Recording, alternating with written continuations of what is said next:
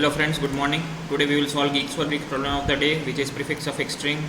So we are given two strings S1 and two list of strings S1 and S2. We need to count the number of strings S2, which is either prefix or suffix of at least one of the strings in S1.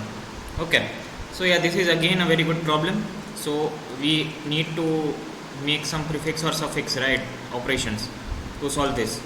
But the biggest catch over here is, see, there are many solutions in which you can use a map, or you can use a set, or you can use a vector. I mean, all of them are C++ STL, right? So present in C++ STL. So you can you can use all of this. Okay, you can use all of this, and then you can solve the problem, because it is not that much hard.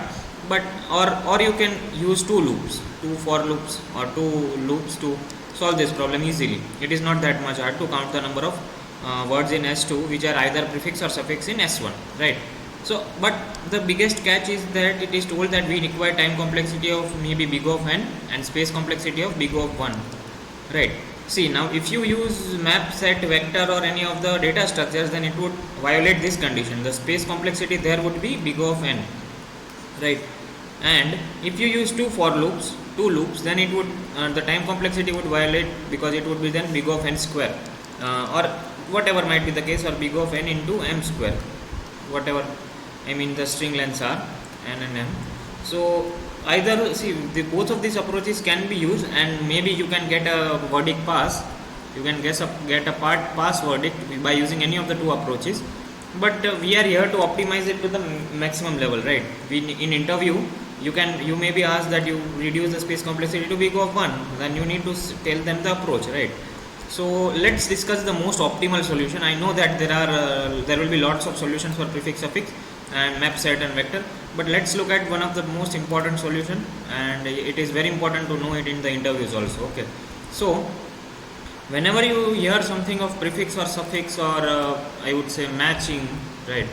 So prefix, if you hear something about prefix, suffix, or matching kind of things, then the immediate thing that should come to your mind is the trie data structure.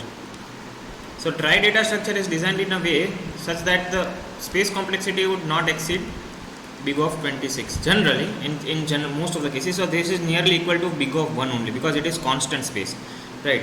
Yeah, time complexity could be big of n also, anything. We are not guaranteeing about time complexity, but yeah, definitely space complexity improvises a lot.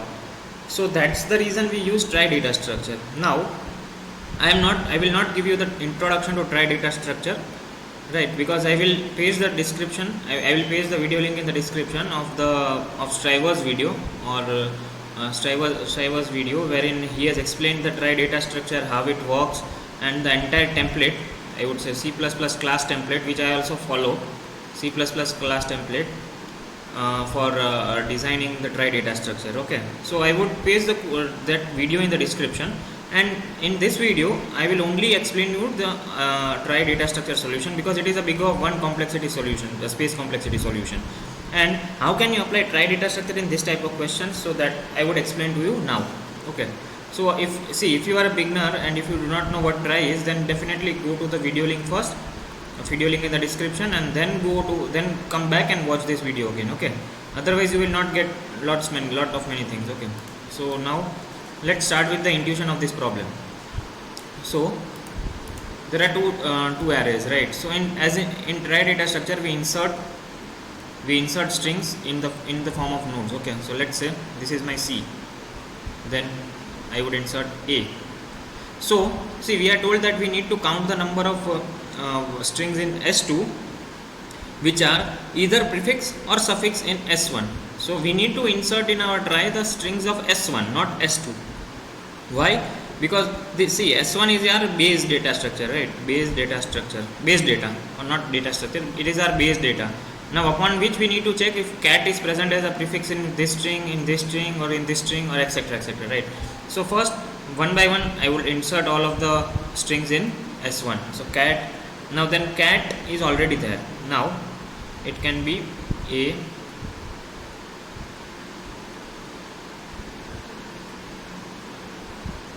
so generally trie data structure is not like this, but I am just making in the form of a tree to make you understand. So this is cat, then see cat is already installed like this, right? Now in another instance, what we do, we have cat and dog, right? So in the data structure it would be like this, somewhat structure like this, okay? Then lion. So lion is definitely a separate entity, right? There is no interaction with this. So let's say it is like this.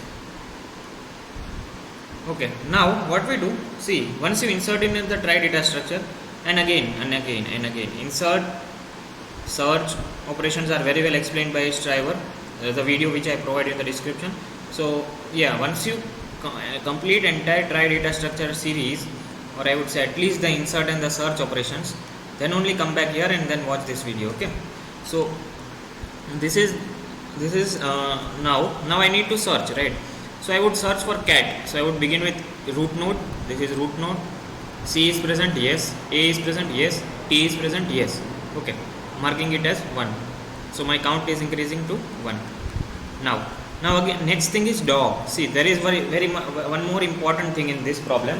See, initially if it was a simple try data structure, we would insert like this, okay? Now we also require suffix also, right? See, if it was prefix, see, if now dog is a suffix in string number 2, right? But we cannot, see, when I start from root node, each time I need to start from the root node. Now I will search for D, but in the first level there is C and L only, there is no D, right? So it would immediately return to us false, right? If it returns false, then we will not increment the counter, and finally I would have to return my answer as 1, but it is wrong.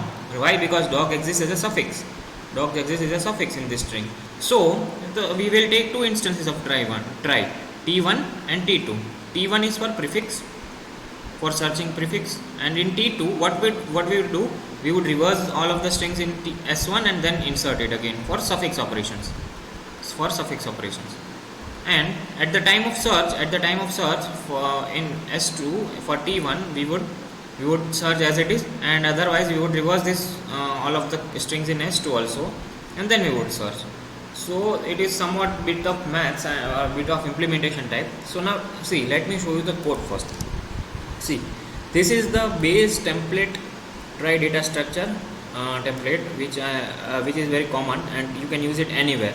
So we have a node star links of 26, since we have 26 alphabets, and these are some of the functions to get and put key and to make new nodes, okay? So this is ultimate try data structure. This is the insert. What we do, if we do not have the key present in that node, we would try to insert in this new node, otherwise we would go forward. It is some like a tree like structure, and while searching we would check if my node contains that key. If it does not contain the key, I would return false, otherwise I would move to the next node, and finally I would return true.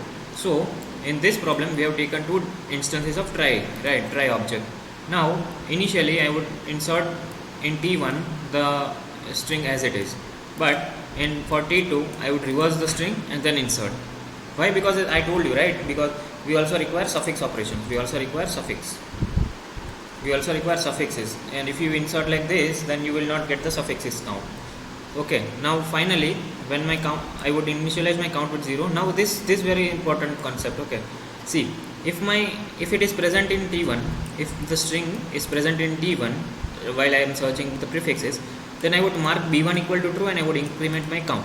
Why I am marking this boolean variable to true? Because see, if it is present in either of the prefix or suffix, then we need to count it only once. Okay, let's see. Let me give you an example. Cat and dog. Okay, now I have my word as cat dog, or let's say it is cat and dog also. Something like this, right? Now if this word is present in prefix cat dog, then I would not need to check in suffix. Okay, so otherwise it would double up my count, or it would double up my count, right? So if it is not present in prefix, then I would search in suffix. If it is present in suffix, then I finally increment my count, and then I am returning my count answer, right? And the biggest advantage of this problem is that when you solve it using try, first thing is that if you do not know try, you will learn try, right? You will learn try, and that is very important for interviews also. You will run new data structure, and if you know try, then you will need to have some thinking of how would I search for prefix and suffixes both, right? And the biggest benefit of it is space complexity. Space complexity is big of 26 or big, it is nearly equal to constant space, which is, I think, which is required in the question also. Yeah, we would require big of 1 space complexity. So this was the simple approach, and do not forget to subscribe to the channel, and in case if you have any doubts, comment it down. Otherwise, firstly watch the try video from Striver, and if you have still any doubts in that, comment it down here. I would try to solve them again. Okay, do not forget to subscribe to the channel and like the content. Thank you.